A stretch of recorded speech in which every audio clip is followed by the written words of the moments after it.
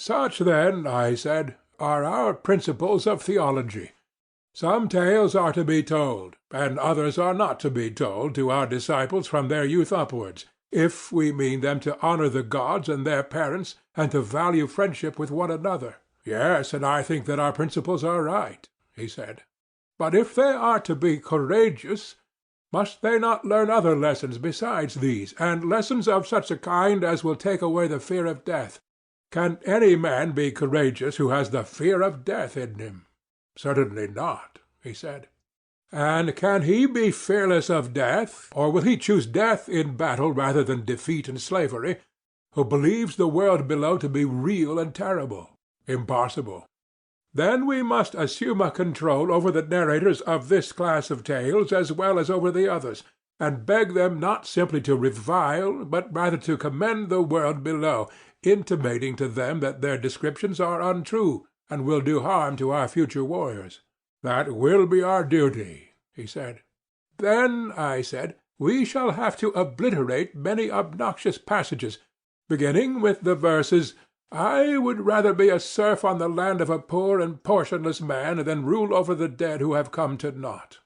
We must also expunge the verse, which tells us how Pluto feared, lest the mansions grim and squalid, which the gods abhor, should be seen both of mortals and immortals. And again, O heavens!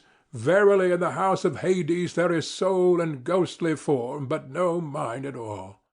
Again of Tiresias, to him even after death did Persephone grant mind, that he alone should be wise, but the other souls are flitting shades. Again, the soul flying from the limbs had gone to Hades, lamenting her fate, leaving manhood and youth.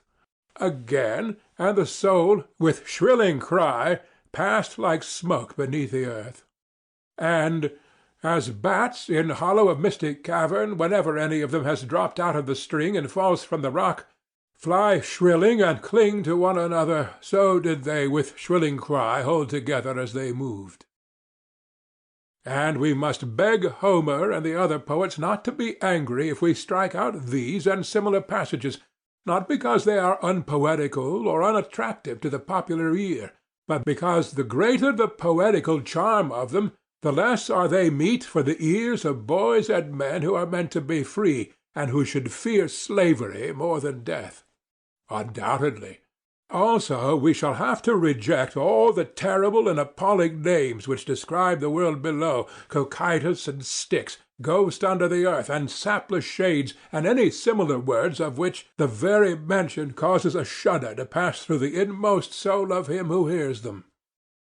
I do not say that these horrible stories may not have a use of some kind, but there is a danger that the nerves of our guardians may be rendered too excitable and effeminate by them. There is a real danger, he said. Then we must have no more of them. True. Another and a nobler strain must be composed and sung by us. Clearly. And shall we proceed to get rid of the weepings and wailings of famous men? They will go with the rest. But shall we be right in getting rid of them? Reflect. Our principle is that the good man will not consider death terrible to any other good man who is his comrade. Yes, that is our principle. And therefore he will not sorrow for his departed friend as though he had suffered anything terrible. He will not. Such an one, as we further maintain, is sufficient for himself and his own happiness, and therefore is least in need of other men. True, he said. And for this reason the loss of a son or brother, or the deprivation of fortune, is to him of all men least terrible. Assuredly. And therefore he will be least likely to lament, and will bear with the greatest equanimity any misfortune of this sort which may befall him. Yes, he will feel such a misfortune far less than another. Then we shall be right in getting rid of the lamentations of famous men, and making them over to women, and not even to women who are good for anything, or to men of a baser sort, that those who are being educated by us to be the defenders of their country may scorn to do the like. That will be very right. Then we will once more entreat Homer and the other poets to depict Achilles, who is the son of a goddess, first lying on his side, then on his back, and then on his face, then starting up and sailing in a frenzy along the shores of the barren sea, now taking the sooty ashes in both his hands and pouring them over his head, or weeping and wailing in the various modes which Homer has delineated. Nor should he describe Priam, the kinsman of the gods, as praying and beseeching, rolling in the dirt, calling each man loudly by his name. Still more earnestly will we beg of him, at all events, not to introduce the gods lamenting and saying, "Alas, my misery! Alas, that I bore the bravest to my sorrow!" But he must introduce the gods. At any rate, let him dare not so completely to misrepresent the greatest of the gods as to make him say, "O heavens! With my eyes verily I behold a dear friend of mine chased round and round the city, and my heart is sorrowful." Or again, "Woe is me that I am fated to have Sarpedon, dearest of men to me, subdued at the hands of Patroclus and the son of Menoetius. For if, my sweet Adeimantus, our youth seriously listen to such unworthy representations of the gods, instead of laughing at them as they ought, hardly will any of them deem that he himself, being but a man, can be dishonoured by similar actions. Neither will he rebuke any inclination which may arise in his mind to say and do the like. And instead of having any shame or self-control, he will be always whining and lamenting on slight occasions." "Yes," he said, "that is most true." "Yes," I replied, "but that surely is what ought not to be, as the argument has just proved to us, and by that proof we must abide until it is disproved by a better. It ought not to be. Neither ought our guardians to be given to laughter, for a fit of laughter which has been indulged to excess almost always produces a violent reaction. So I believe. Then persons of worth, even if only mortal men, must not be represented as overcome by laughter, and still less must such a representation of the gods be allowed." "Still less of the gods, as you say," he replied. "Then we shall not suffer such an expression to be used against the gods as that of Homer when he describes how inextinguishable laughter arose among the blessed gods when they saw Hephaestus bustling about the mansion. On your views we must admit them. On my views, if you like to father them on me, that we must not admit them is certain.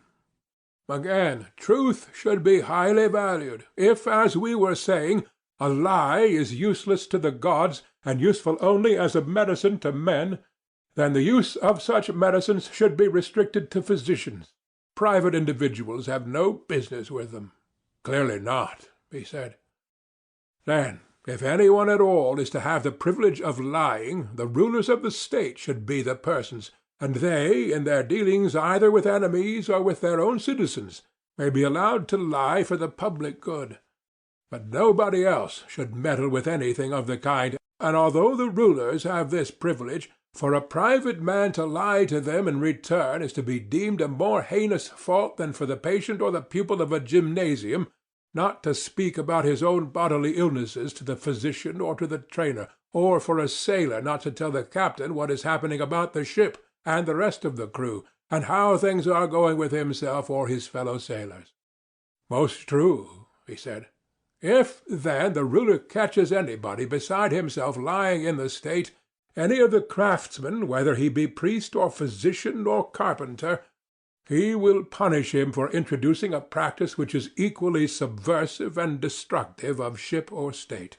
"Most certainly," he said, "if our idea of the state is ever carried out." "In the next place, our youth must be temperate." "Certainly. Are not the chief elements of temperance, speaking generally, obedience to commanders and self-control in sensual pleasures?" "True." "Then we shall approve such language as that of Diomede in Homer. Friend, sit still and obey my word. And the verses which follow, the Greeks marched breathing prowess, in silent awe of their leaders. And other sentiments of the same kind. We shall. What of this line? "O heavy with wine, who hast the eyes of a dog and the heart of a stag"? and of the words which follow, would you say that these, or any similar impertinences which private individuals are supposed to address to their rulers, whether in verse or prose, are well or ill spoken? They are ill spoken. They may very possibly afford some amusement, but they do not conduce to temperance, and therefore they are likely to do harm to our young men. You would agree with me there? Yes. And then again, to make the wisest of men say that nothing in his opinion is more glorious than when the tables are full of bread and meat, and the cup-bearer carries round wine which he draws from the bowl and pours into the cups, is it fit or conducive to temperance for a young man to hear such words? Or the verse, "The saddest of fates is to die and meet destiny from hunger." What would you say again to the tale of Zeus, who, while other gods and men were asleep and he the only person awake, lay devising plans, but forgot them all in a moment through his lust, and was so completely overcome at the sight of Hera that he would not even go into the hut, but wanted to lie with her on the ground, declaring that he had never been in such a state of rapture before, even when they first met one another without the knowledge of their parents? Or that other tale of how Hephaestus, because of similar goings-on, cast a chain around Ares and Aphrodite.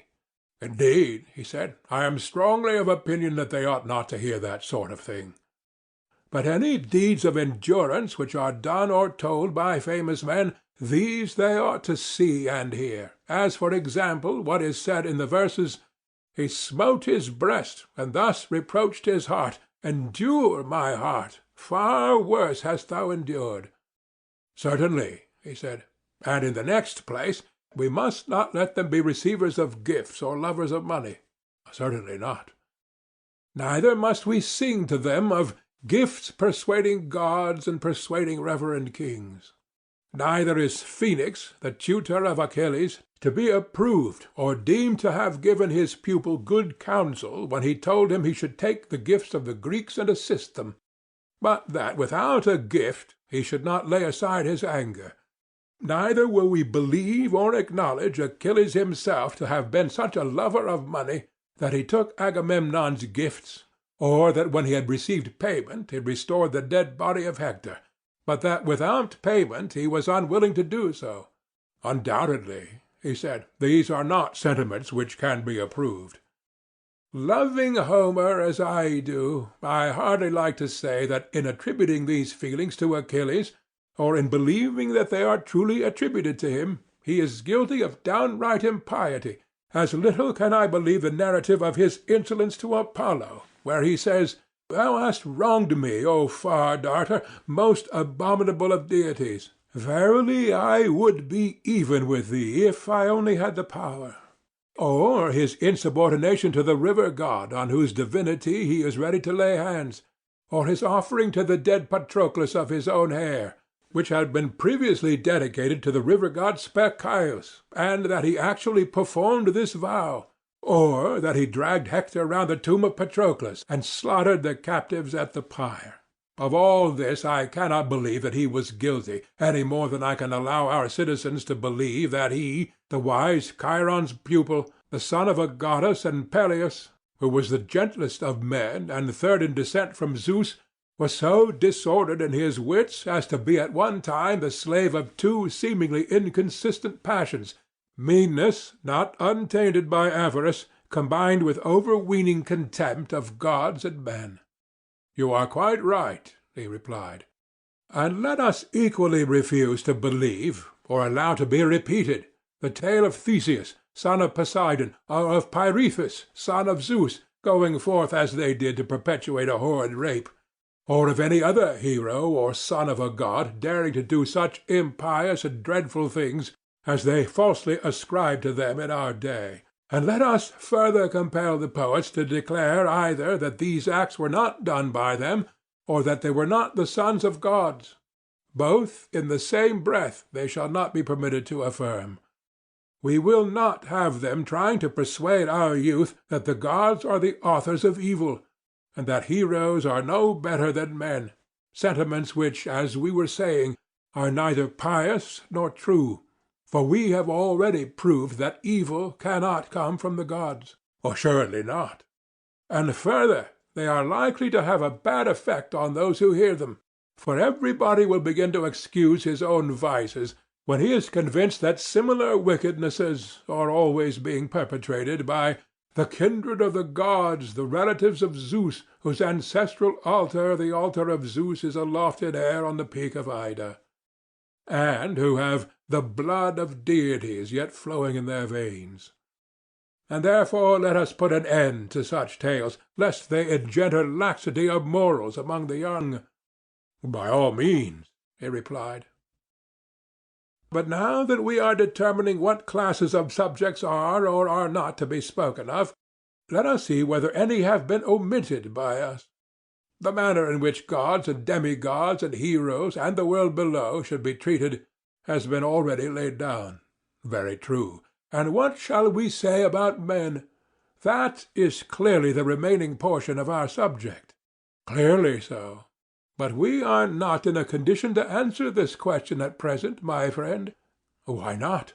Because, if I am not mistaken, we shall have to say that about men, poets and story-tellers are guilty of making the gravest misstatements when they tell us that wicked men are often happy, and the good miserable, and that the injustice is profitable when undetected, but that justice is a man's own loss and another's gain. These things we shall forbid them to utter, and command them to sing and say the opposite. To be sure we shall, he replied. But if you admit that I am right in this, then I shall maintain that you have implied the principle for which we have been all along contending. I grant the truth of your inference. That such things are or are not to be said about men is a question which we cannot determine until we have discovered what justice is, and how naturally advantageous to the possessor, whether he seem to be just or not. Most true, he said. Enough of the subjects of poetry. Let us now speak of the style, and when this has been considered, both matter and manner will have been completely treated. I do not understand what you mean, said Adeimantus. Then I must make you understand, and perhaps I may be more intelligible if I put the matter in this way. You are aware, I suppose, that all mythology and poetry is a narration of events, either past, present, or to come? Certainly, he replied. And narration may be either simple narration or imitation, or a union of the two. That again, he said, I do not quite understand. I fear that I must be a ridiculous teacher, when I have so much difficulty in making myself apprehended. Like a bad speaker, therefore, I will not take the whole of the subject, but will break a piece off in illustration of my meaning. You know the first lines of the Iliad, in which the poet says that Chryses prayed Agamemnon to release his daughter, and that Agamemnon flew into a passion with him, whereupon Chryses, failing of his object, invoked the anger of the god against the Achaeans. Now, as far as these lines, and he prayed all the Greeks, but especially the two sons of Atreus, the chiefs of the people, the poet is speaking in his own person. He never leads us to suppose that he is any one else. But in what follows he takes the person of Chryses, and then he does all that he can to make us believe that the speaker is not Homer, but the aged priest himself. And in this double form he has cast the entire narrative of the events which occurred at Troy and in Ithaca and throughout the Odyssey. Yes, and a narrative it remains, both in the speeches which the poet recites from time to time, and in the intermediate passages. Quite true. But when the poet speaks in the person of another, may we not say that he assimilates his style to that of a person who, as he informs you, is going to speak? Certainly. And this assimilation of himself to another, either by the use of voice or gesture, is the imitation of the person whose character he assumes? Of course. Then in this case the narrative of the poet may be said to proceed by way of imitation? Very true. Or, if the poet everywhere appears and never conceals himself, Then again the imitation is dropped, and his poetry becomes simple narration. However, in order that I may make my meaning quite clear, and that you may no more say, "I don't understand," I will show how the change might be effected. If Homer had said, "The priest came, having his daughter's ransom in his hands, supplicating the Achaeans and above all the kings," and then if, instead of speaking in the person of Chryses, he had continued in his own person, the words would have been not imitation, but simple narration. The passage would have run as follows. I am no poet, and therefore I drop the metre. A priest came and prayed the gods on behalf of the Greeks that they might capture Troy and return safely home, but begged that they would give him back his daughter, and take the ransom which he brought, and respect the god. Thus he spoke, and the other Greeks revered the priest, and assented. But Agamemnon was wroth, and bade him depart and not come again, lest the staff and chaplets of the god should be of no avail to him.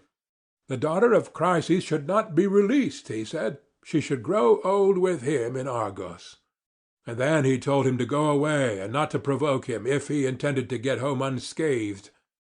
And the old man went away in fear and silence, and when he had left the camp, he called upon Apollo by his many names, reminding him of everything which he had done pleasing to him, whether in building his temples or in offering sacrifice, and praying that his good deeds might be returned to him, and that the Achaeans might expiate his tears by the arrows of the god, and so on. In this way the whole becomes simple narrative. I understand, he said. Or you may suppose the opposite case, that the intermediate passages are omitted and the dialogue only left. That also, he said, I understand. You mean, for example, as in tragedy. You have conceived my meaning perfectly. And if I mistake not, what you failed to apprehend before is now made clear to you, that poetry and mythology are, in some cases, wholly imitative. Instances of this are supplied by tragedy and comedy. There is likewise the opposite style, in which the poet is the only speaker. Of this the dithyramb affords the best example. And the combination of both is found in epic, and in several other styles of poetry. Do I take you with me? Yes, he said. I see now what you meant. I will ask you to remember also what I began by saying, that we had done with the subject, and might proceed to the style.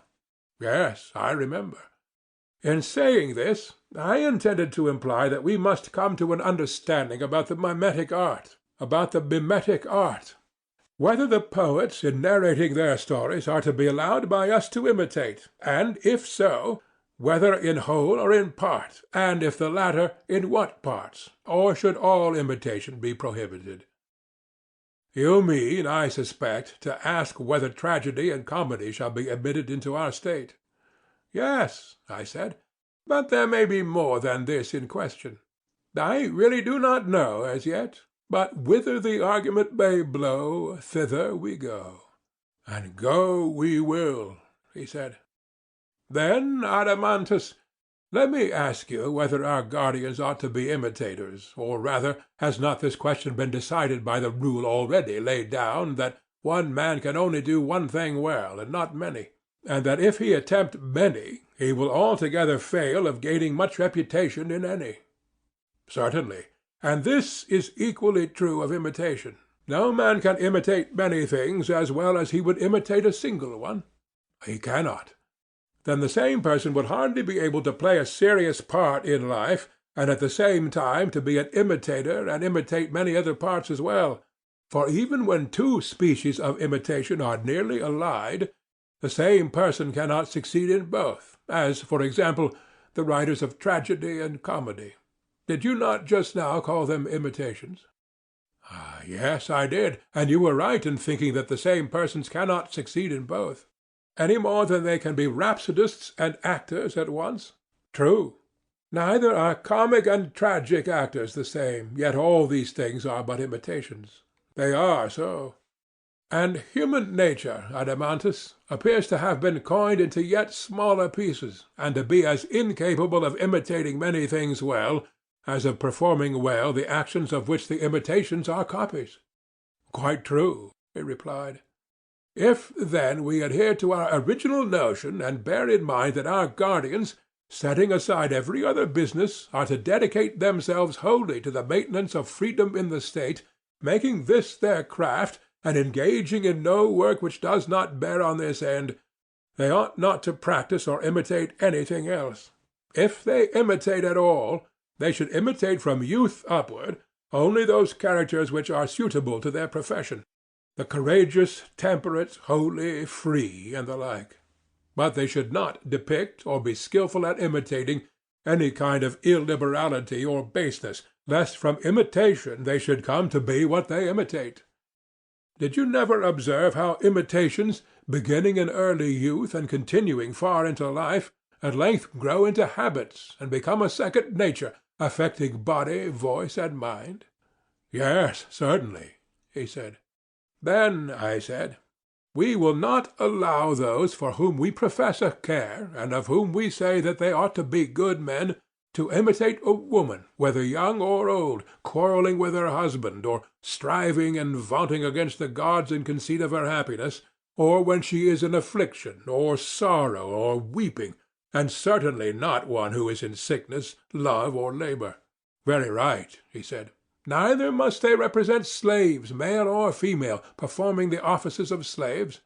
They must not, and surely not bad men, whether cowards or any others, who do the reverse of what we have just been prescribing, who scold or mock or revile one another in drink or out of drink, or who in any other manner sin against themselves and their neighbors in word or deed, as the manner of such is.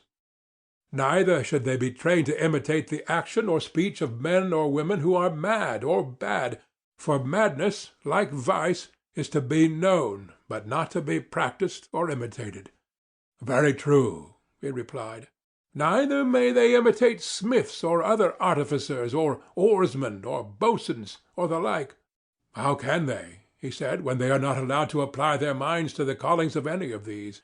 Nor may they imitate the neighing of horses, the bellowing of bulls, the murmur of rivers and roll of the ocean, thunder, and all that sort of thing. Nay, he said, if madness be forbidden, neither may they copy the behavior of madmen. You mean, I said, if I understand you aright, that there is one sort of narrative style which may be employed by a truly good man when he has anything to say, and that another sort will be used by a man of an opposite character and education. And which are these two sorts? He asked. Suppose, I answered, that a just and good man in the course of a narration comes on some saying or action of another good man.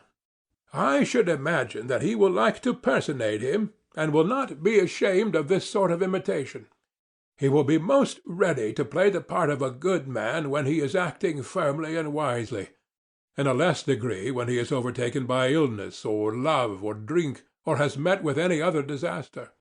But when he comes to a character which is unworthy of him, he will not make a study of that. He will disdain such a person, and will assume his likeness, if at all, for a moment only when he is performing some good action. At other times he will be ashamed to play a part which he has never practised, nor will he like to fashion and frame himself after the baser models. He feels the employment of such an art, unless in jest, to be beneath him, and his mind revolts at it. So I should expect, he replied. Then he will adopt a mode of narration such as we have illustrated out of Homer. That is to say, his style will be both imitative and narrative, but there will be very little of the former and a great deal of the latter. Do you agree? Certainly, he said. That is the model which such a speaker must necessarily take. But there is another sort of character who will narrate anything, and the worse he is, the more unscrupulous he will be. Nothing will be too bad for him, and he will be ready to imitate anything, not as a joke, but in right good earnest, and before a large company.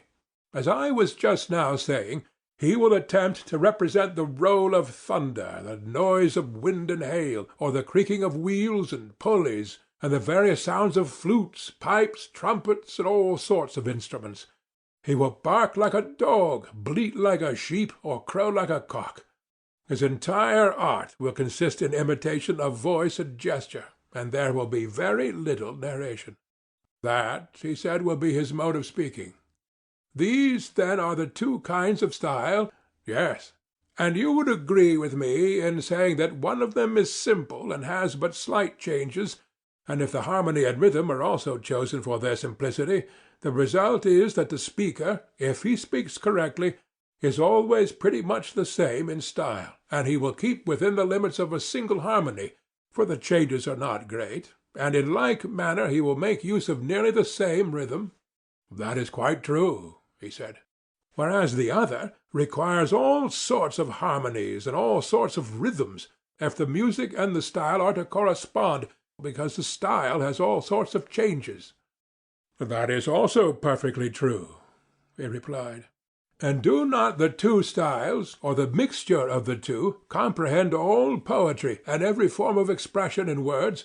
No one can say anything except in one or other of them or in both together. They include all, he said. And shall we receive into our state all the three styles, or one only of the two unmixed styles, or would you include the mixed? I should prefer only to admit the pure imitator of virtue. Yes, I said, Adeimantus, but the mixed style is also very charming, and indeed the pantomimic, which is the opposite of the one chosen by you, is the most popular style with children and their attendants, and with the world in general. I do not deny it. But I suppose you would argue that such a style is unsuitable to our state, in which human nature is not twofold or manifold, for one man plays one part only. Yes, quite unsuitable. And this is the reason why in our state, and in our state only, we shall find a shoemaker to be a shoemaker, and not a pilot also, and a husbandman to be a husbandman, and not a die-cast also, and a soldier, and not a trader also, and the same throughout. True, he said. And therefore, when any one of these pantomimic gentlemen, who are so clever that they can imitate anything, comes to us and makes a proposal to exhibit himself and his poetry, we will fall down and worship him as a sweet and holy and wonderful being, but we must also inform him that in our state such as he are not permitted to exist. The law will not allow them. And so, when we have anointed him with myrrh and set a garland of wool upon his head, we shall send him away to another city, for we mean to employ for our soul's health the rougher and severer poet or story-teller, who will imitate the style of the virtuous only, and will follow those models which we prescribed at first when we began the education of our soldiers. We certainly will, he said, if we have the power. Then now, my friend, I said, that part of music or literary education which relates to the story or myth may be considered to be finished, for the matter and manner have both been discussed. I think so too, he said. Next in order will follow melody and song. That is obvious. Every one can see already what we ought to say about them, if we are to be consistent with ourselves. I fear, said Glaucon, laughing, that the word every one hardly includes me, for I cannot at the moment say what they should be, though I may guess.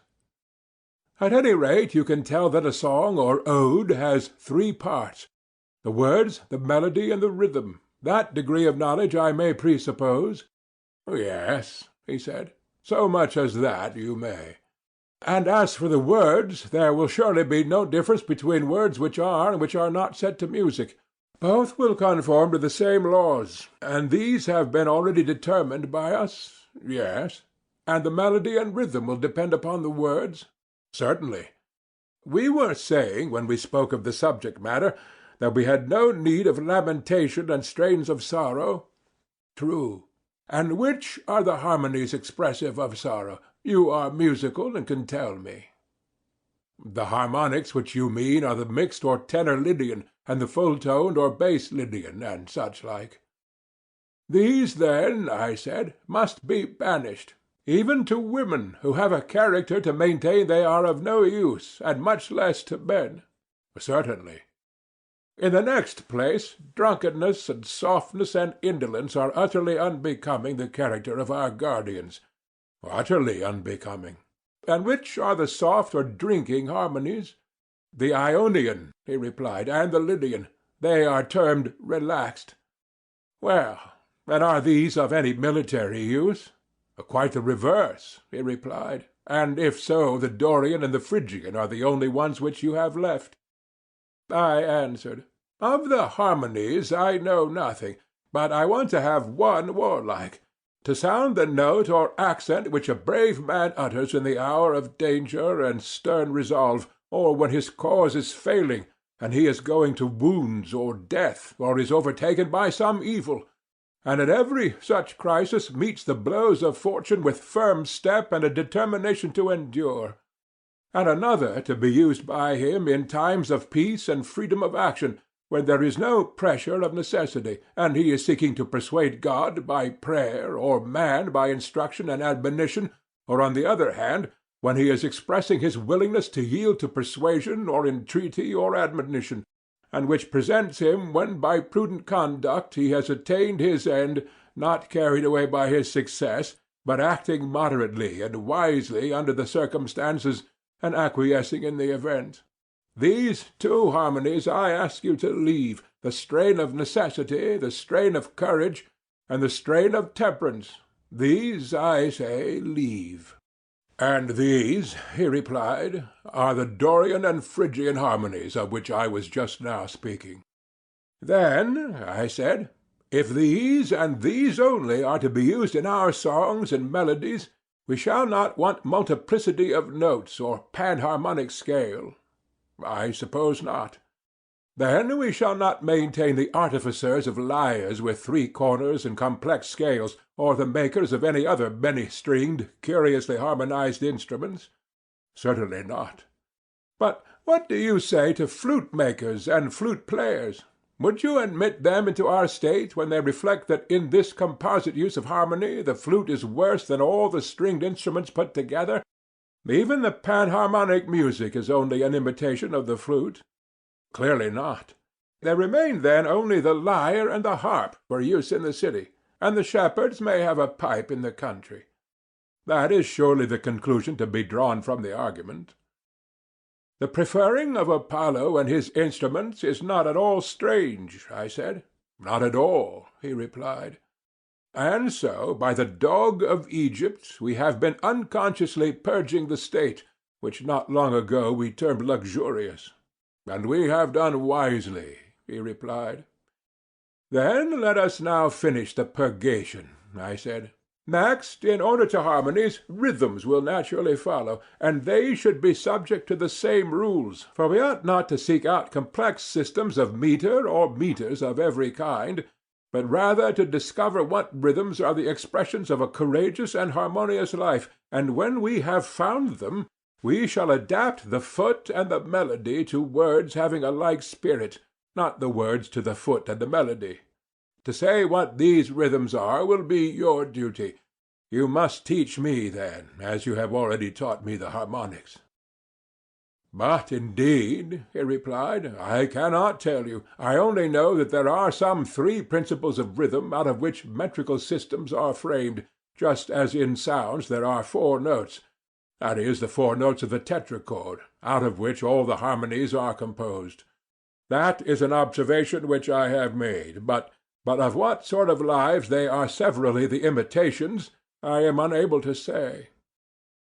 Then, I said, we must take Damon into our counsels, and he will tell us what rhythms are expressive of meanness or insolence or fury or other unworthiness, and what are to be reserved for the expression of opposite feelings. And I think that I have an indistinct recollection of his mentioning a complex Cretic rhythm, also a dactylic or heroic, and he arranged them in some manner which I do not quite understand, making the rhythms equal in the rise and fall of the foot, long and short alternating, and, unless I am mistaken, he spoke of an iambic as well as a trochaic rhythm, and assigned to them short and long quantities. Also, in some cases he appeared to praise or censure the movement of the foot quite as much as the rhythm, or perhaps a combination of the two. For I am not certain what he meant. These matters, however, as I was saying, had better be deferred to Damon himself, for the analysis of the subject would be difficult, you know. Rather so, I should say. But there is no difficulty in seeing that grace, or the absence of grace, is an effect of good or bad rhythm. None at all. And also that good and bad rhythm naturally assimilate to a good and bad style, and that harmony and discord in like manner follow style. For our principle is that rhythm and harmony are regulated by the words, and not the words by them. Just so, he said. They should follow the words. And will not the words and the character of the style depend on the temper of the soul? Yes. And everything else on the style? Yes. Then beauty of style and harmony and grace and good rhythm depend on simplicity. I mean the true simplicity of a rightly and nobly ordered mind and character, not that other simplicity, which is only a euphemism for folly. Very true, he replied. And if our youth are to do their work in life, must they not make these graces and harmonies their perpetual aim? They must. And surely the art of the painter and every other creative and constructive art are full of them, weaving, embroidery, architecture, and every kind of manufacture, also nature, animal and vegetable. In all of them there is a grace or the absence of grace, and ugliness and discord and inharmonious motion are nearly allied to ill words and ill nature, as grace and harmony are the twin sisters of goodness and virtue, and bear their likeness. That is quite true, he said. But shall our superintendents go no further? And are the poets only to be required by us to express the image of the good in their works, on pain, if they do anything else, of expulsion from our state? Or is the same control to be extended to the other artists, and are they also to be prohibited from exhibiting the opposite forms of vice and intemperance and meanness and indecency in sculpture and building and the other creative arts? And is he who cannot conform to this rule of ours to be prevented from practising his art in our state, lest the taste of our citizens be corrupted by him? We would not have our guardians grow up amid images of moral deformity, as in some noxious pasture, and there browse and feed upon many a baneful herb and flower day by day, little by little, until they silently gather a festering mass of corruption in their own soul. Let our artists rather be those who are gifted to discern the true nature of the beautiful and graceful. Then will our youth dwell in a land of wealth, and amid fair sights and sounds, and receive the good in everything, and beauty, the effluence of fair works, shall flow into the eye and ear, like a health-giving breeze from a purer region, and insensibly draw the soul from earliest years into likeness and sympathy with the beauty of reason. There can be no nobler training than that, he replied. And therefore, I said, Glaucon, musical training is a more potent instrument than any other, because rhythm and harmony find their way into the inward places of the soul, on which they mightily fasten, imparting grace and making the soul of him who is rightly educated graceful, or of him who is ill-educated ungraceful, and also because he who has received this true education of the inner being will most shrewdly perceive omissions or faults in art and nature, and with a true taste, while he praises and rejoices over and receives into his soul the good, and becomes noble and good, he will justly blame and hate the bad, now in the days of his youth, even before he is able to know the reason why. And when reason comes, he will recognize and salute the friend with whom his education has made him long familiar. Yes, he said, I quite agree with you in thinking that our youth should be trained in music, and on the grounds which you mention.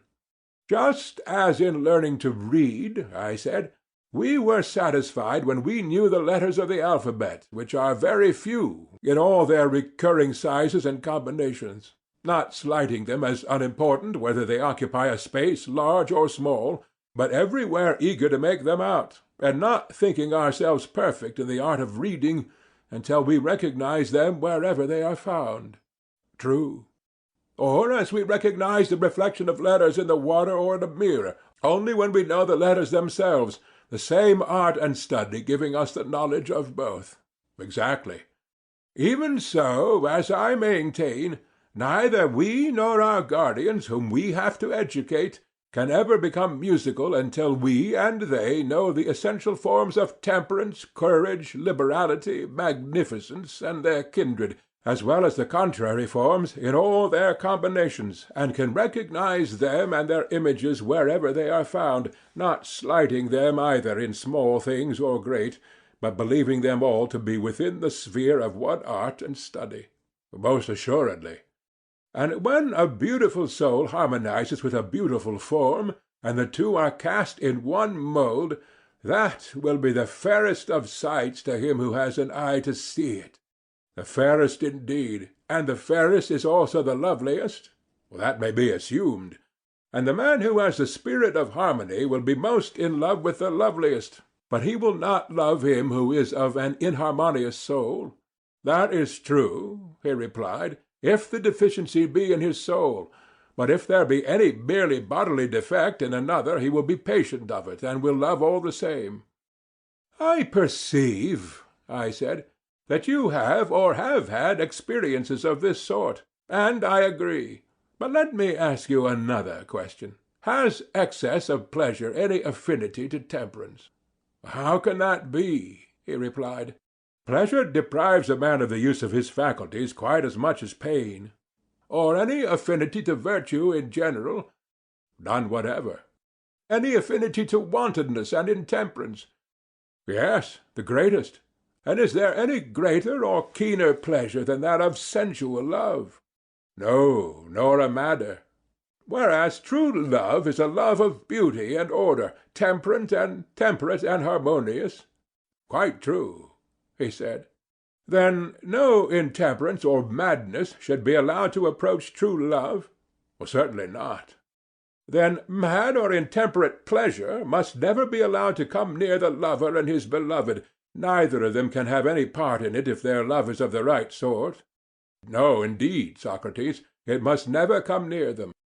Then I suppose that in the city which we are founding you could make a law to the effect that a friend should use no other familiarity to his love than a father would use to his son, and then only for a noble purpose, and he must first have the other's consent. And this rule is to limit him in all his intercourse, and he is never to be seen going further, or if he exceeds, he is to be deemed guilty of coarseness and bad taste. I quite agree, he said. This much of music, which makes a fair ending, for what should be the end of music if not the love of beauty? I agree, he said.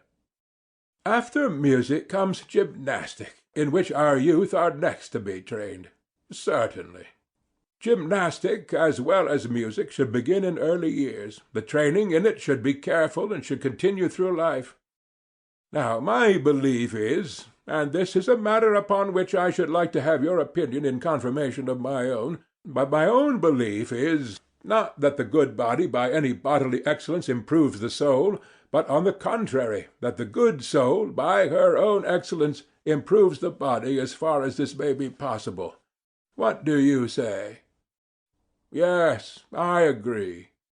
Then to the mind, when adequately trained, we shall be right in handing over the more particular care of the body, and in order to avoid prolixity, we will now only give the general outlines of the subject.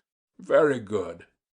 That they must abstain from intoxication has been already remarked by us, for of all persons a guardian should be the last to get drunk and not know where in the world he is. Yes, he said, that a guardian should require another guardian to take care of him is ridiculous indeed. But next, what shall we say of their food? For the men are in training for the great contest of all, are they not? Yes, he said. And will the habit of body of our ordinary athletes be suited to them? Why not? I am afraid, I said, that a habit of body such as they have is but a sleepy sort of thing, and rather perilous to health. Do you not observe that these athletes sleep away their lives, and are liable to most dangerous illnesses if they depart, in ever so slight a degree, from their customary regimen? Yes, I do. Then, I said, a finer sort of training will be required for our warrior athletes, who are to be like wakeful dogs, and to see and hear with the utmost keenness, amid the many changes of water and also of food, of summer heat and winter cold, which they will have to endure when on a campaign. They must be liable to break down in health. That is my view. The really excellent gymnastic is twin sister of that simple music which we were just now describing. How so? Why, I conceive that there is a gymnastic which, like our music, is simple and good, and especially the military gymnastic. What do you mean? My meaning may be learned from Homer. He, you know, feeds his heroes at their feasts, when they are campaigning, on soldiers' fare. They have no fish, although they are on the shores of the Hellespont, and they are not allowed boiled meats, but only roast, which is the food most convenient for soldiers, requiring only that they should light a fire, and not involving the trouble of carrying about pots and pans. True.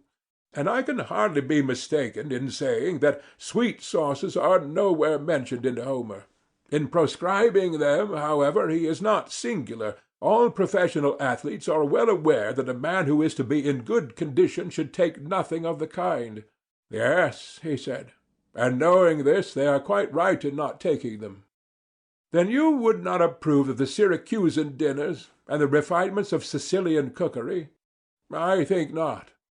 Nor, if a man is to be in condition, would you allow him to have a Corinthian girl as his fair friend? Certainly not. Neither would you approve of the delicacies, as they are thought, of Athenian confectionery? Certainly not. All such feeding and living may be rightly compared by us to melody and song composed in the panharmonic style and in all the rhythms. Exactly. There complexity engendered license, and here disease. Whereas simplicity in music was the parent of temperance in the soul, and simplicity in gymnastic of health in the body. Most true, he said. But when intemperance and diseases multiply in a state, halls of justice and medicine are always being opened, and the arts of the doctor and the lawyer give themselves airs, finding how keen is the interest which not only the slaves but the freemen of the city take about them. Of course. And yet what greater proof can there be of a bad and disgraceful state of education than this, that not only artisans and the meaner sort of people need the skill of first-rate physicians and judges, but also those who would profess to have had a liberal education? Is it not disgraceful, and a great sign of want of good breeding, that a man should have to go abroad for his law and physic because he has none of his own at home, and must therefore surrender himself into the hands of other men whom he makes lords and judges over him? Of all things, he said, the most disgraceful. Would you say most, I replied, when you consider that there is a further stage of the evil, in which a man is not only a lifelong litigant, passing all his days in the courts either as plaintiff or defendant, but is actually led by his bad taste to pride himself on his litigiousness? He imagines that he is a master of dishonesty, able to take every crooked turn, and wriggle into and out of every hole, bending like a withy, and getting out of the way of justice. And all for what? In order to gain small points not worth mentioning, he not knowing that so to order his life as to be able to do without a napping judge is a far higher and nobler sort of thing. Is not that still more disgraceful? Yes, he said, that is still more disgraceful. Well, I said, and to require the help of medicine, not when a wound has to be cured, or on occasion of an epidemic, but just because, by indolence and a habit of life such as we have been describing, men fill themselves with waters and winds as if their bodies were a marsh, compelling the ingenious sons of Asclepius to find more names for diseases, such as flatulence and catarrh. Is not this, too, a disgrace? Yes, he said. They do certainly give very strange and new-fangled names to diseases. Yes, I said, and I do not believe that there were any such diseases in the days of Asclepius. And this I infer from the circumstance that the hero Eurypylus, after he has been wounded in Homer, drinks a posset of Pramnian wine well besprinkled with barley meal and grated cheese, which are certainly inflammatory, and yet the sons of Asclepius, who were at the Trojan war, do not blame the damsel who gives him the drink, or rebuke Patroclus, who is treating his case. Well, he said, that was surely an extraordinary drink to be given to a person in his condition. Not so extraordinary, I replied, if you bear in mind that in former days, as is commonly said, before the time of Herodicus, the guild of Asclepius did not practice our present system of medicine, which may be said to educate diseases. But Herodicus, being a trainer, and himself of a sickly constitution, by a combination of training and doctoring, found out a way of torturing first and chiefly himself, and secondly the rest of the world. How was that? He said. By the intervention of lingering death. For he had a mortal disease which he perpetually tended, and as recovery was out of the question, he passed his entire life as a valetudinarian. He could do nothing but attend upon himself, and he was in constant torment whenever he departed in anything from his usual regimen, and so, dying hard by the help of science, he struggled on to old age. A rare reward for his skill. Yes, I said, a reward which a man might fairly expect who never understood that if Asclepius did not instruct his descendants in valetudinarian arts, the omission arose, not from ignorance or inexperience of such a branch of medicine, but because he knew that in all well-ordered states every individual has an occupation to which he must attend, and has therefore no leisure to spend in continually being ill. This we remark in the case of the artisan, but ludicrously enough do not apply the same rule to people of the richer sort. How do you mean? He said. I mean this. When a carpenter is ill, he asks the physician for a rough and ready cure, an emetic or purge or a cautery or the knife. These are his remedies. And if someone prescribes for him a course of dietetics, and tells him that he must swathe and swaddle his head, and all that sort of thing, he replies at once that he has no time to be ill, and that he sees no good in a life which is spent in nursing his disease to the neglect of his customary employment, and therefore, bidding good-bye to this sort of physician, he resumes his ordinary habits, and either gets well and lives and does his business, or, if his constitution fails, he dies and has no more trouble. Yes, he said, and a man in his condition of life ought to use the art of medicine thus far only. Has he not, I said, an occupation? And what profit would there be in his life if he were deprived of his occupation? Quite true, he said.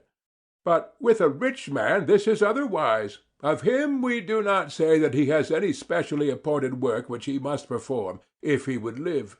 He is generally supposed to have nothing to do. Then you have heard of the saying of Philocles, that as soon as a man has a livelihood he should practice virtue?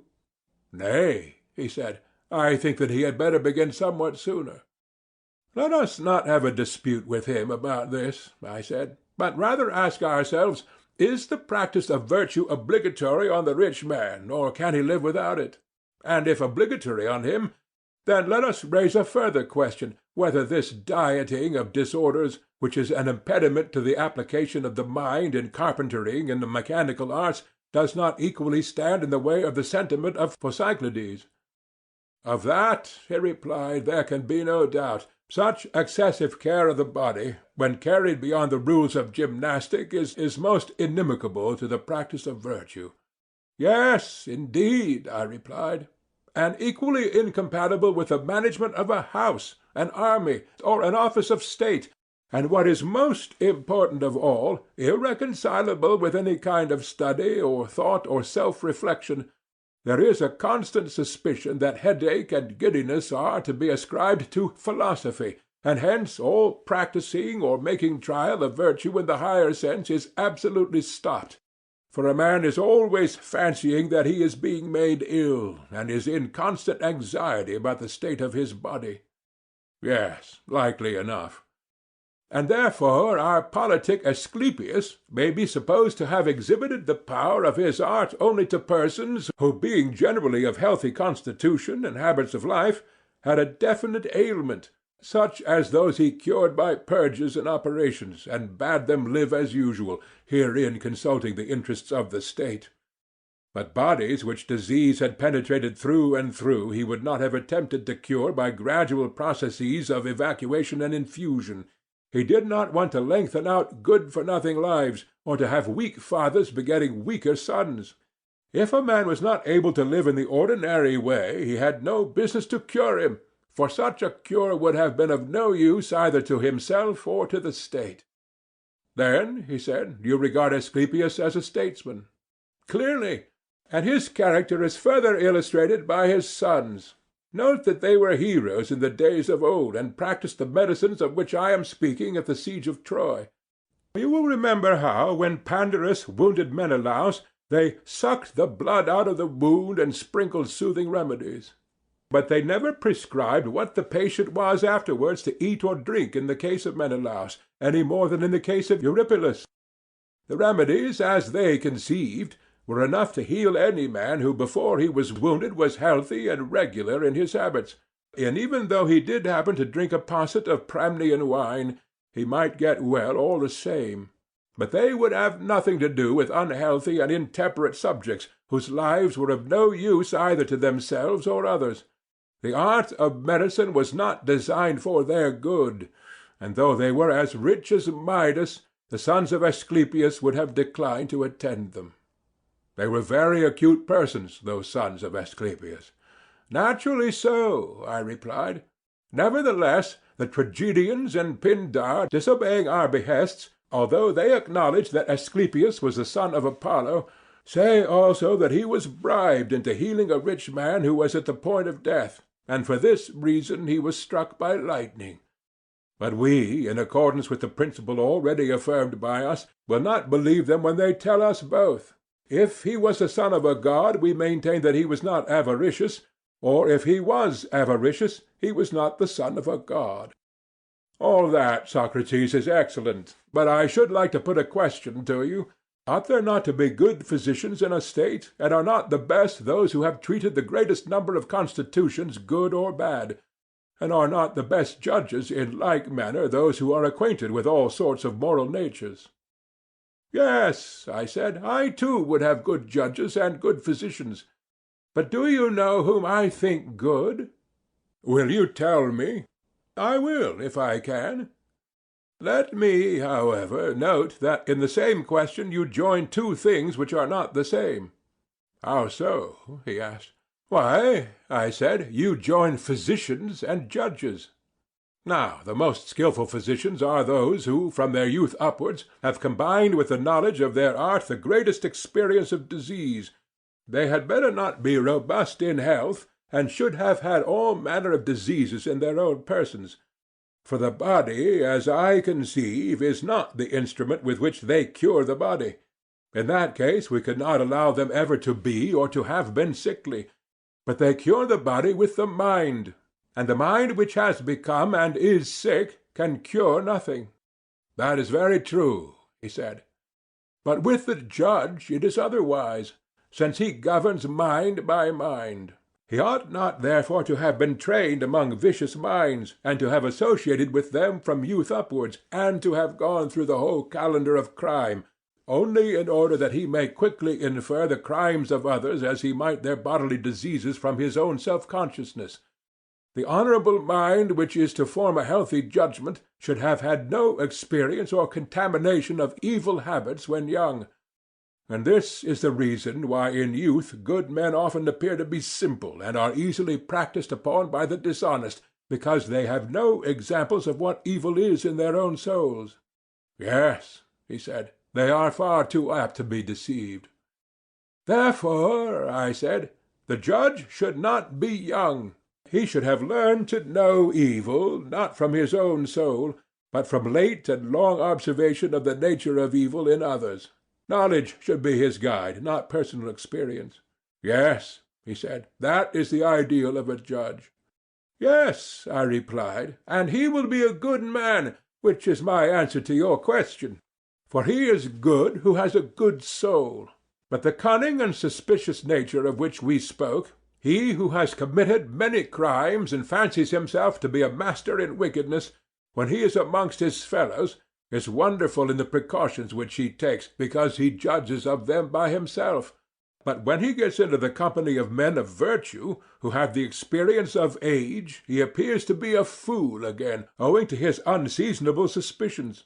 He cannot recognize an honest man, because he has no pattern of honesty in himself, and at the same time, as the bad are more numerous than the good, and he meets with them oftener, he thinks himself, and is by others thought to be, rather wise than foolish. Most true, he said. Then the good and wise judge whom we are seeking is not this man, but the other. For vice cannot know virtue too, but a virtuous nature, educated by time, will acquire a knowledge both of virtue and vice. The virtuous and not the vicious man has wisdom, in my opinion, and in mine also. This is the state of medicine, and this is the sort of law which you will sanction in your state. They will minister to better natures, giving health both of soul and of body. But those who are diseased in their bodies they will leave to die, and the corrupt and incurable souls they will put an end to themselves. That is clearly the best thing both for the patients and for the state. And thus our youth, having been educated only in that simple music, which, as we said, inspires temperance, will be reluctant to go to law. Clearly. And the musician, who, keeping the same track, is content to practice the simple gymnastic, will have nothing to do with medicine, unless in some extreme case. That I quite believe. The very exercises and tolls which he undergoes are intended to stimulate the spirited element of his nature, and not to increase his strength. He will not, like common athletes, use exercise and regimen to develop his muscles. Very right, he said. Neither are the two arts of music and gymnastic really designed, as is often supposed, the one for the training of the soul, the other for the training of the body. What, then, is the real object of them? I believe, I said, that the teachers of both have in view chiefly the improvement of the soul. How can that be? He asked.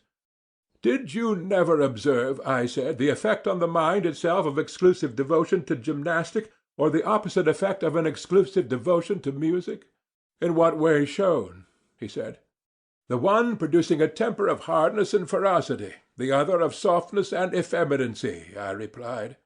Yes, he said, I am quite aware that the mere athlete becomes too much of a savage, and that the mere musician is melted and softened beyond what is good for him. Yet surely, I said, this ferocity only comes from spirit, which, if rightly educated, would give courage, but if too much intensified is liable to become hard and brutal. That I quite think. On the other hand, the philosopher will have the quality of gentleness, and this also, when too much indulged, will turn to softness, but if educated rightly, will be gentle and moderate. True. And in our opinion the guardians ought to have both these qualities? Assuredly. And both should be in harmony? Beyond question. And the harmonious soul is both temperate and courageous? Yes. And the inharmonious is cowardly and boorish? Very true. And when a man allows music to play upon him and to pour into his soul through the funnel of his ears, those sweet and soft and melancholy airs of which we were just now speaking, and his whole life is passed in warbling and the delights of a song, in the first stage of the process the passion or spirit which is in him is tempered like iron, and made useful instead of brittle and useless. But if he carries on the softening and soothing process, in the next stage he begins to melt and waste, until he has wasted away his spirit and cut out the sinews of his soul, and he becomes a feeble warrior. Very true. If the element of spirit is naturally weak in him, the change is speedily accomplished. But if he have a good deal, then the power of music weakening the spirit renders him excitable. On the least provocation he flames up at once, and is speedily extinguished. Instead of having spirit, he grows irritable and passionate, and is quite impracticable. Exactly. And so, in gymnastics, if a man takes violent exercise and is a great feeder, and the reverse of a great student of music and philosophy, at first the high condition of his body fills him with pride and spirit, and he becomes twice the man that he was. Certainly. And what happens? If he do nothing else, and holds no converse with the Muses, does not even that intelligence which there may be in him, having no taste of any sort of learning, or inquiry, or thought, or culture, grow feeble and dull and blind, his mind never waking up or receiving nourishment, and his senses not being purged of their mists? True, he said. And he ends by becoming a hater of philosophy, uncivilized, never using the weapons of persuasion. He is like a wild beast, all violence and fierceness, and knows no other way of dealing, and he lives in all ignorance and evil conditions, and has no sense of propriety and grace. That is quite true, he said. And as there are two principles of human nature, one the spirited and the other philosophical, some god, as I should say, has given mankind two arts answering to them, and only indirectly to the soul and the body, in order that these two principles, like the strings of an instrument, may be relaxed or drawn tighter until they are duly harmonized. That appears to be the intention. And he who mingles music with gymnastic in the fairest proportions, and best attempers them to the soul, may be rightly called the true musician and harmonist in a far higher sense than the tuner of the strings. You are quite right, Socrates. And such a presiding genius will always be required in our state if the government is to last. Yes, he will be absolutely necessary. Such, then, are our principles of nurture and education. Where would be the use of going into further details about the dances of our citizens, or about the hunting and coursing, their gymnastic and equestrian contests? For these all follow the general principle, and having found that, we shall have no difficulty in discovering them. I dare say that there will be no difficulty. Very good, I said. But then what is the next question? Must we not ask who are to be the rulers and who subjects? Certainly. There can be no doubt that the elder must rule the younger. Clearly. And that the best of these must rule? That is also clear. Now, are not the best husbandmen those who are most devoted to husbandry? Yes. And as we are to have the best of guardians for our city, must they not be those who have the most the character of guardians? Yes. And to this end they ought to be wise and efficient, and to have a special care of the state? True. And a man will be most likely to care about that which he loves, to be sure, and he will be most likely to love that which he regards as having the same interests with himself, and that of which the good or evil fortune is supposed by him at any time most to affect his own? Very true, he replied. Then there must be a selection. Let us note among the guardians those who in their whole life show the greatest eagerness to do what is for the good of their country, and the greatest repugnance to do what is against her interests. Those are the right men. And they will have to be watched at every age, in order that we may see whether they preserve their resolution, and never, under the influence either of force or enchantment, forget or cast off their sense of duty to the state. How cast off? He said. I will explain to you, I replied. A resolution may go out of a man's mind either with his will or against his will. With his will when he gets rid of a falsehood and learns better, against his will whenever he is deprived of a truth. I understand, he said, the willing loss of a resolution. The meaning of the unwilling I have yet to learn. Why, I said, do you not see that men are unwillingly deprived of a good and willingly of an evil? Is not to have lost the truth an evil, and to possess the truth a good? And you would agree that to conceive things as they are is to possess the truth? Yes, he replied, I agree with you in thinking that mankind are deprived of truth against their will. And is not this involuntary deprivation caused either by theft or force or enchantment? Still, he replied, I do not understand you.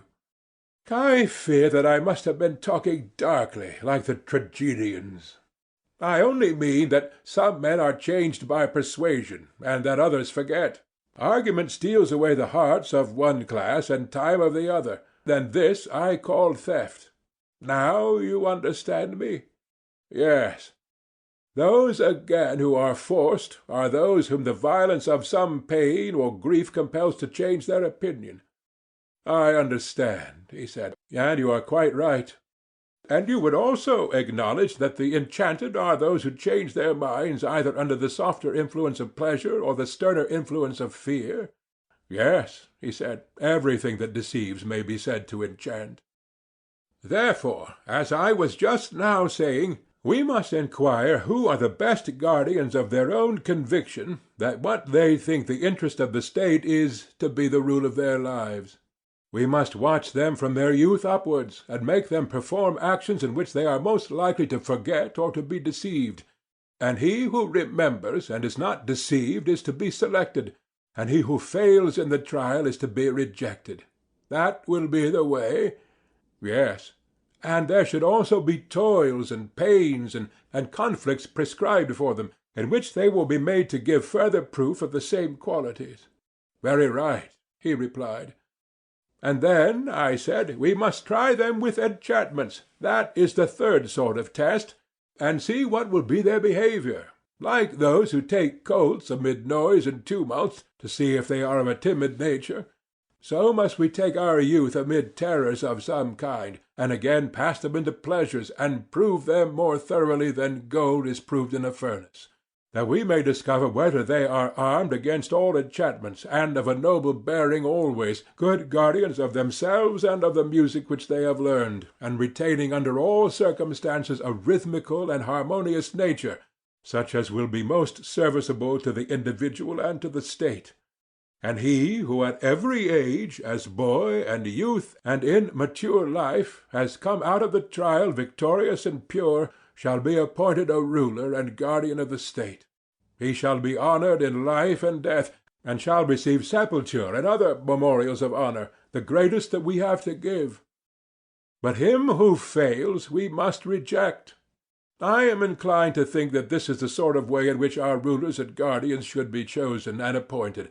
I speak generally, and not with any pretension to exactness. And speaking generally, I agree with you, he said.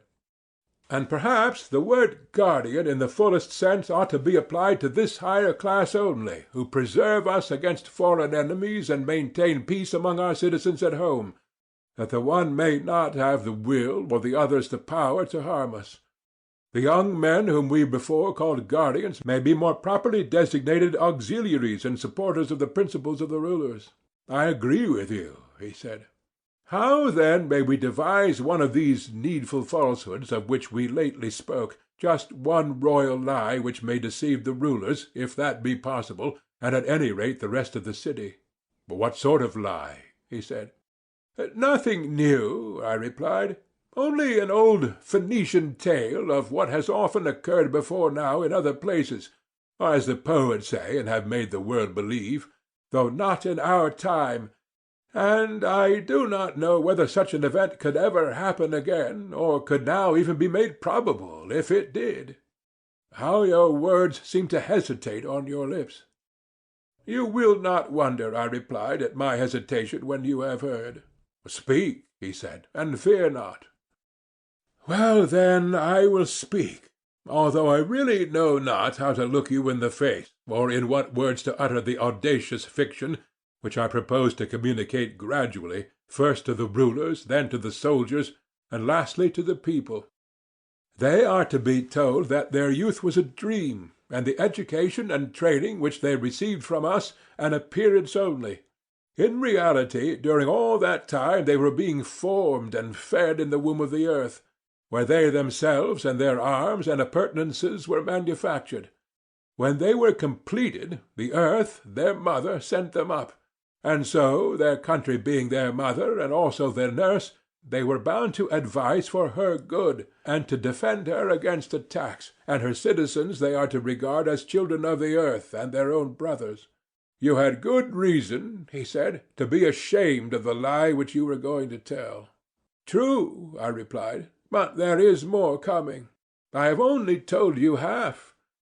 Citizens, we shall say to them in our tale, you are brothers, yet God has framed you differently. Some of you have the power of command, and in the composition of these he has mingled gold, wherefore also they have the greatest honor. Others he has made of silver, to be auxiliaries. Others again, who are to be husbandmen and craftsmen, he has composed of brass and iron, and the species will generally be preserved in the children. But as all are of the same original stock, a golden parent will sometimes have a silver son, or a silver parent a golden son. And God proclaims as a first principle to the rulers, and above all else, that there is nothing which they should so anxiously guard, or of which they are to be such good guardians, as the purity of the race. They should observe what elements mingle in their offspring. For if the son of a golden or silver parent has an admixture of brass and iron, then nature orders a transposition of ranks, and the eye of the ruler must not be pitiful towards the child because he has to descend in the scale and become a husbandman or artisan, just as there may be sons of artisans who have an admixture of gold or silver in them are raised to honor and become guardians or auxiliaries. For an oracle says that when a man of brass or iron guards the state, it will be destroyed. Such is the tale. Is there any possibility of making our citizens believe in it? Not in the present generation, he replied. There is no way of accomplishing this, but their sons may be made to believe in the tale, and their sons' sons, and posterity after them. I see the difficulty, I replied. Yet the fostering of such a belief will make them care more for the city and for one another. Enough, however, of the fiction, which may now fly abroad upon the wings of rumour, while we arm our earth-born heroes and lead them forth under the command of their rulers. Let them look round and select a spot whence they can best suppress insurrection, if any prove refractory within, and also defend themselves against enemies, who like wolves may come down on the fold from without. There let them encamp, and when they have encamped, let them sacrifice to the proper gods and prepare their dwellings. Just so, he said. And their dwellings must be such as will shield them against the cold of winter and the heat of summer. I suppose you mean houses, he replied. But yes, I said, but they must be houses of soldiers and not of shopkeepers. What is the difference? He said. That I will endeavor to explain, I replied. To keep watchdogs who from want of discipline or hunger or some evil habit or other would turn upon the sheep and worry them, and behave not like dogs but wolves, would be a foul and monstrous thing in a shepherd. Truly monstrous, he said. And therefore every care must be taken that our auxiliaries, being stronger than our citizens, may not grow to be too much for them, and become savage tyrants instead of friends and allies. Yes, great care should be taken. And would not a really good education furnish the best safeguard? But they are well educated already, he replied. I cannot be so confident, my dear Glaucon, I said. I am much more certain that they ought to be, and that true education, whatever that may be, will have the greatest tendency to civilize and humanize them in their relations to one another, and to those who are under their protection. Very true, he replied.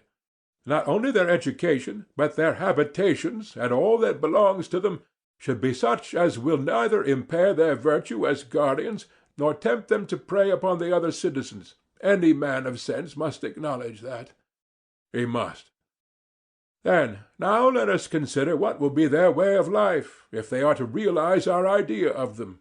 In the first place, none of them should have any property of his own beyond what is absolutely necessary. Neither should they have a private house or store closed against any one who has a mind to enter. Their provisions should be only such as are required by trained warriors, who are men of temperance and courage. They should agree to receive from the citizens a fixed rate of pay, enough to meet the expenses of the year and no more, and they will go to mess and live together like soldiers in a camp. Gold and silver we will tell them that they have from God. The diviner metal is within them, and they have therefore no need of the dross which is current among men, and ought not to pollute the divine by any such earthly admixture. For that commoner metal has been the source of many unholy deeds, but their own is undefiled. And they alone of all the citizens may not touch or handle silver or gold, or be under the same roof with them, or wear them, or drink from them. And this will be their salvation, and they will be the saviors of the state.